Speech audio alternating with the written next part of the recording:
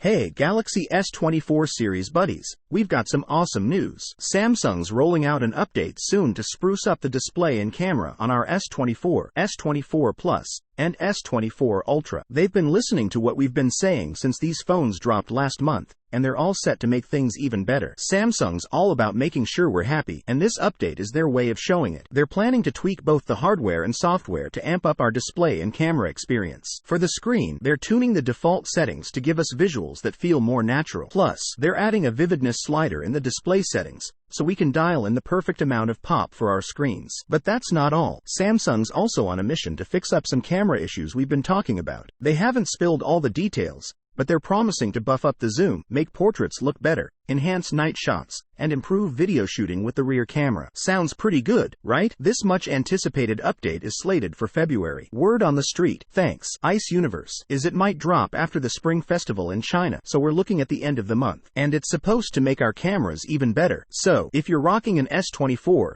S24 Plus, or S24 Ultra, keep your eyes peeled for this update. And once you've given it a whirl, hit up the comments to let us know how it's going. That's it for now. Drop your thoughts below, and catch you in the next update. Later.